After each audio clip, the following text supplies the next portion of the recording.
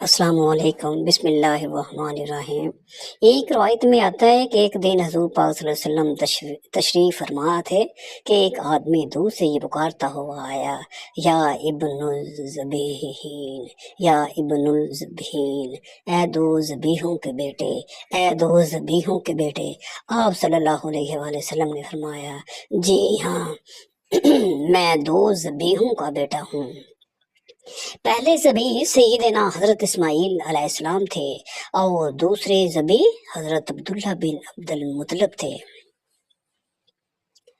ذبیح اول حضرت اسماعیل علیہ السلام بن حضرت ابراہیم کا واقعہ تو مشہور ہے، جس کے ذکر کی یہاں ضرورت نہیں، وہ تقریباً ہر مسلمان کے علم میں ہے۔ ذبیح ثانی حضرت عبداللہ کے واقعے کا تذکرہ بیان کرتی ہوں۔ حضرت عبد المطلب اپنے چچا کے وفات کے بعد بیت اللہ کی سقایا اور رفادے یعنی پانی پلانے اور کھانا کھلانے کے ذمہ دار بنے۔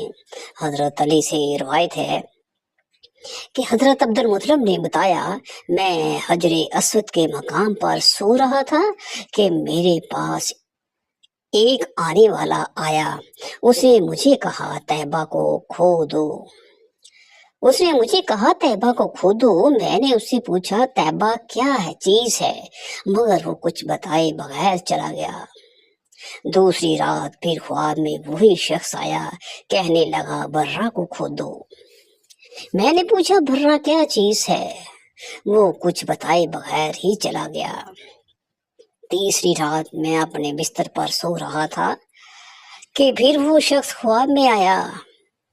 اس نے کہا، مسنونہ کو کھودو۔ میں نے پوچھا، مسنونہ کیا چیز ہے؟ وہ بتائے بغیر پھر چلا گیا۔ اس سے اگلی رات میں پھر بستر پر سو رہا تھا کہ وہی شخص پھر آیا اور بولا، زمزم کو کھودو۔ میں نے اس سے پوچھا، زمزم کیا چیز ہے؟ اس بار اس نے کہا، زمزم وہ ہے جس کا پانی کبھی ختم نہیں ہوتا، جو حاجیوں کے بڑے بڑے مجمع کو سیراب کرتا ہے۔ طیبہ، برہ اور مسنونہ یہ سب زمزم کے نام ہیں۔ عبد المطلب کہتے ہیں، میں نے اس سے پوچھا،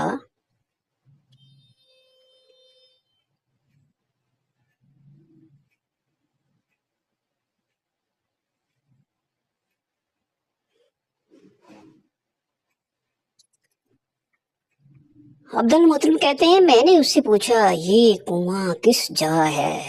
اس نے بتایا، حرم شریف میں جاؤ، وہاں ایک کنواں نظر آئے گا، وہاں ایک کوا آئے گا اور زمین پر 3 بار ٹھونگے مارے گا، وہاں وہ پاک پانی جو ہوگا وہی زمزم ہے۔ دوسرے دن عبد المطلب اپنے بیٹے حارث کے ساتھ حرم شریف میں تشریف لے گئے۔ اس وقت ان کے یہاں یہی ایک لڑکا تھا۔ انہوں نے دیکھا وہاں ایک کوا آیا اور زمین پر 3 بار ٹھونگے مارے۔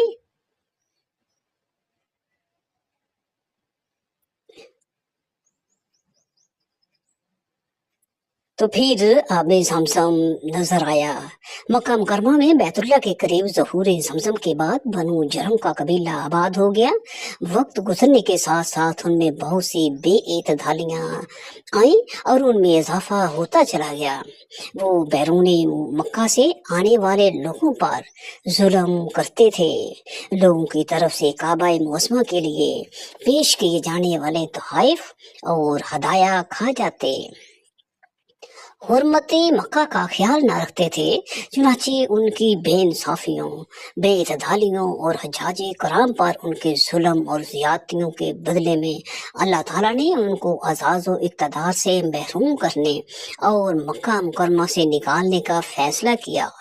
تو بنو بکر بن عبد مناف بن کنانہ اور بنی خزاعہ نے ان پر حملہ کر دیا۔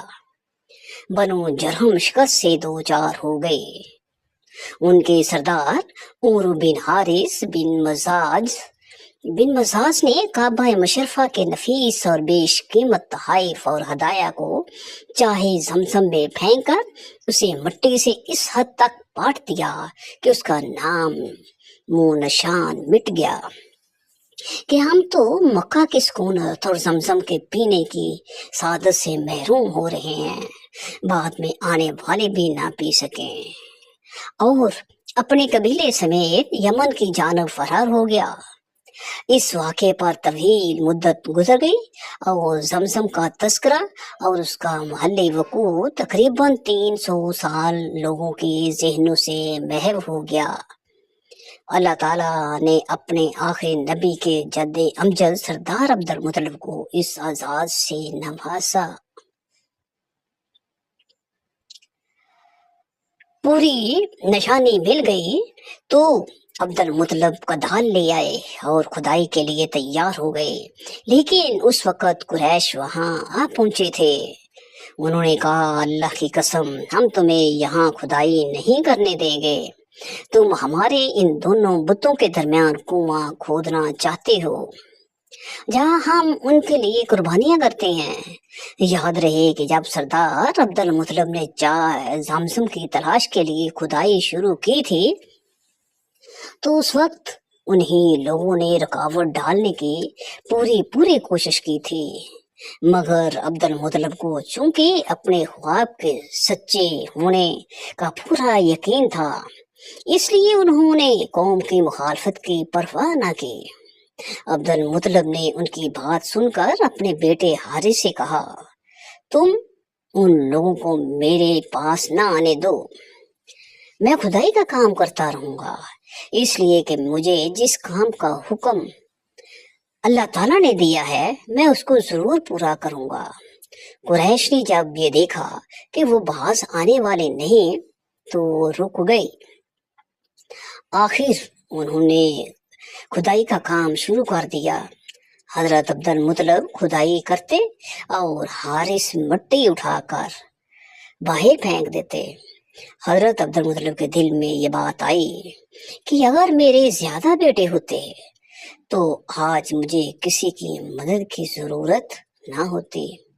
تو اس وقت انہوں نے یہ دعا مانگی کہ اے اللہ تعالیٰ، اگر آپ مجھے 10 بیٹے عطا فرمائیں تو میں ان میں سے ایک آپ کی راہ میں قربان کر دوں گا۔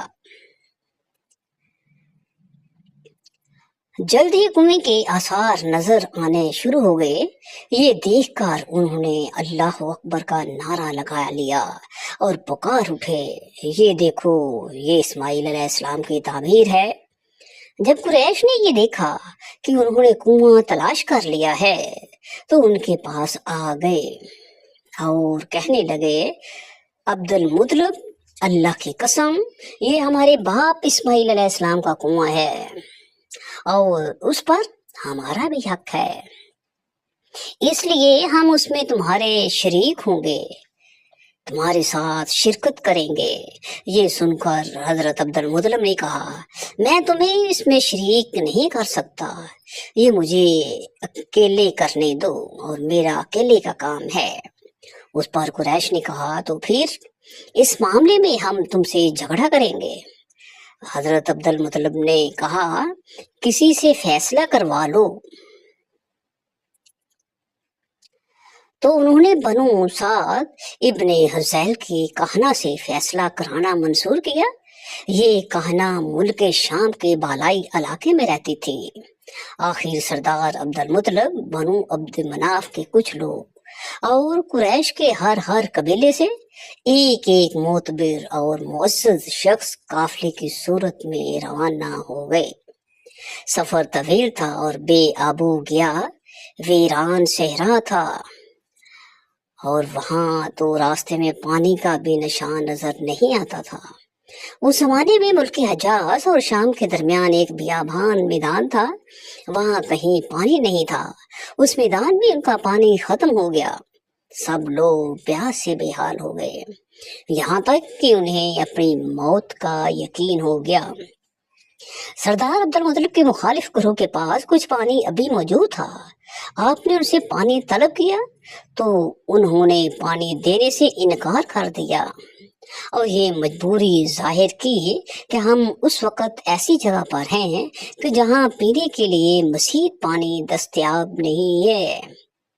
हम अगर आपको पानी दे दें तो हम भी मुश्किल में फंस सकते हैं। तो इस सूरत हाल में अब्दुल मुतलिब ने अपने साथियों से मशवरा किया कि अब हमें क्या करना चाहिए। साथियों ने कहा कि हम क्या कर सकते हैं, तो हम क्या जवाब दे सकते हैं, आप जो हुक्म दें हम वही करेंगे इंशाअल्लाह।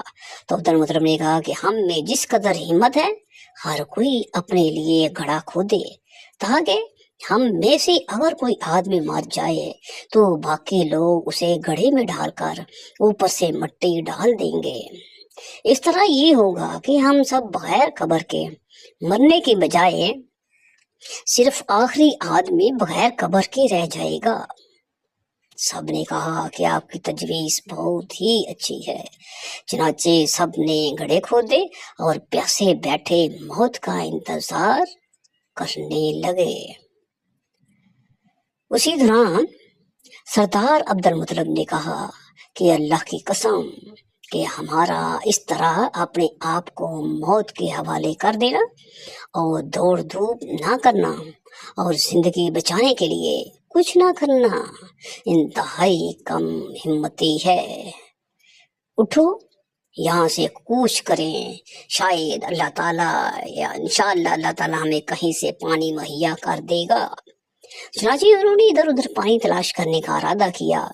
उनकी ये बात सुनकर सब लोग उठकर कूच की तैयारियां करने लगे।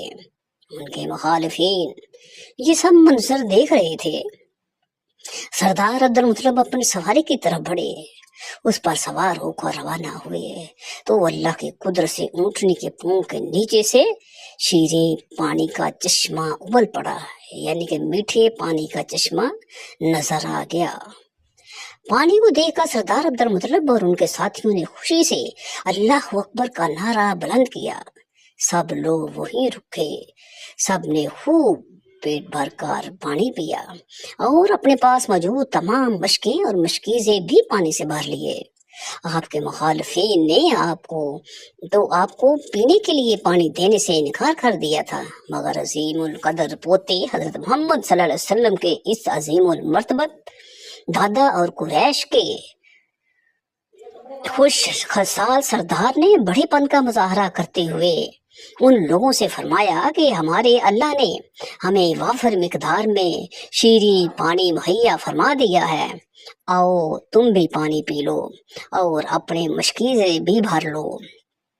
चुनाचे सब ने खूब खूब पानी पिया और अपनी ज़रूरतें पूरी की और मशकीज़े भी पानी से भर लिए।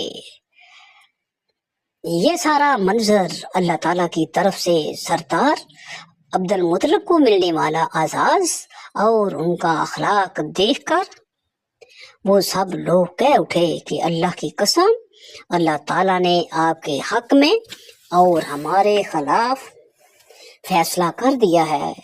उसी ने आपको जमजम की शहादत से नवाजा है। ऐ सरदार, अल्लाह की कसम, हम जमजम के बारे में कभी भी आपसे लड़ाई झगड़ा नहीं करेंगे।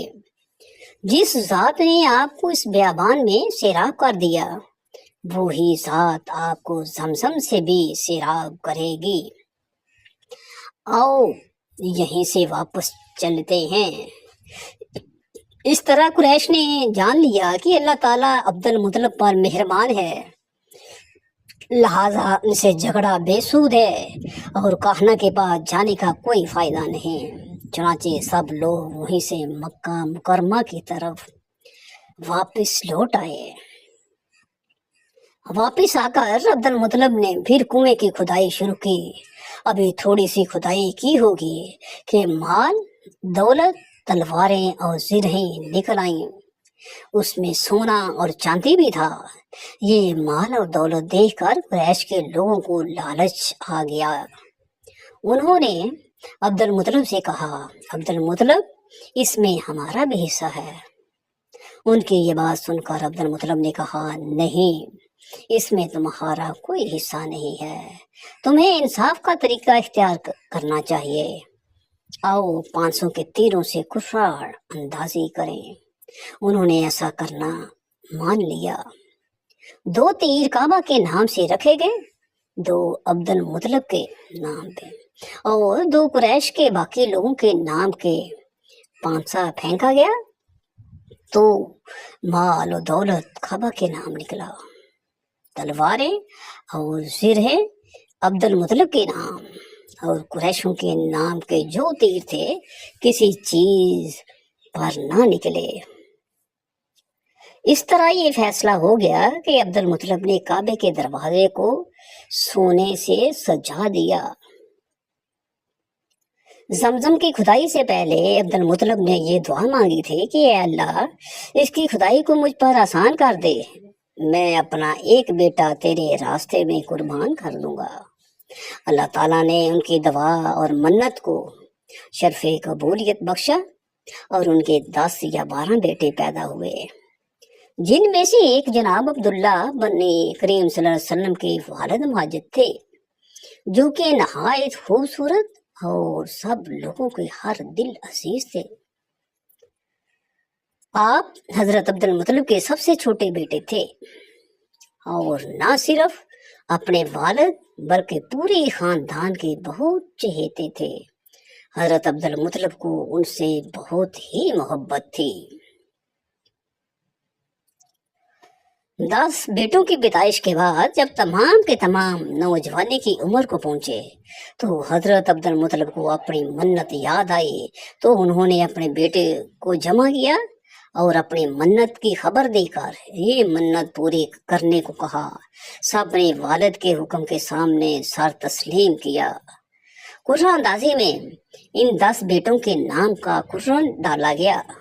جب عربوں کے مخصوص طریقے سے قرہ اندازی کی گئی تو قرہ حضرت عبداللہ کے نام نکلا۔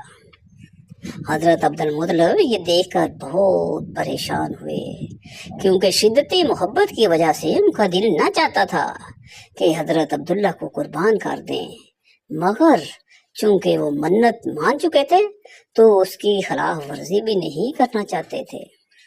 چنانچہ حضرت عبداللہ کو لے کر قربان گاہ کی طرف بڑھے۔ حضرت عبد المطلب انہیں ذبح کرنے کے لیے حرم محترم لے آئے۔ اس موقع پر قریش نے ان سے درخواست کی کہ ان کو ذبح نہ کیجیے جب تک آپ مجبور نہ ہو جائیں۔ اگر آپ ایسا کریں گے تو ہر شخص اپنے بچے کو لایا کرے گا کہ اس کو ذبح کرے۔ پھر قریش نے ایک تجویز پیش کی کہ ان کو ذبح نہ کیجیے بلکہ انہیں حجاز لے چلیے، وہاں ایک کہنہ عورت ہے، آپ اس سے مسئلہ بیان کریں، اگر اس نے بھی ان کو ذبح کرنے کا حکم دیا تو پھر آپ کو اپنے صاحبزادے کی ذبح کرنے کا مکمل اختیار ہوگا، اور اگر اس نے کوئی ایسا حل پیش کیا جس سے آپ کی منت بھی پوری ہو جائے اور عبداللہ ذبح ہونے سے بھی بچ جائے تو آپ اس تجویز کو قبول فرما لیجئے۔ پھر سب اس عورت کے پاس پہنچے اور سارا ماجرا سنایا۔ اس عورت نے کہا کہ تمہارے ہاں جو دید کی مقدار مقرر ہے، یعنی 10 اونٹ، تم اونٹوں اور عبداللہ کے درمیان قرہ اندازی کرو، اور اگر لڑکے کے نام کا قرہ نکلے تو اونٹوں کی مقدار بڑھا دو، اور اس طرح کرتے رہو یہاں تک کہ تمہارا پروردگار راضی ہو جائے اور اونٹوں پر قرہ نکل آئے۔ پھر اس لڑکے کے بجائے وہ اونٹ ذبح کر دینا، اس طرح تمہارا رب بھی تم سے راضی ہو جائے گا اور تمہارا لڑکا بھی بچ جائے گا۔ یہ سن کر سب مکہ مکرمہ پہنچے اور حضرت عبداللہ اور 10 اونٹوں کے درمیان قرہ اندازی ہوئی تو حضرت عبداللہ کا نام آیا۔ 10 اونٹ زیادہ کیے تو دوبارہ حضرت عبداللہ کا نام آیا، اور جب بڑھاتے بڑھاتے اونٹوں کی تعداد 100 ہو گئی تب اونٹوں کے نام قرہ نکلا۔ وہاں موجود قریش اور دوسرے لوگوں نے حضرت عبداللہ کو مبارکباد دی۔ حضرت عبد المطلب نے کہا کہ اللہ کی قسم، جب تک 3 بار اونٹوں کا نام نہیں نکلے گا تب تک میں اس قرے کو تسلیم نہیں کروں گا۔ چنانچہ یہ عمل 3 بار دہرایا گیا اور ہر بار اونٹوں پر ہی قرہ نکلا۔ حضرت عبد المطلب نے تکبیر کہی اور صفا اور مروہ کے درمیان اونٹوں کو لے جا کر قربان کر دیا۔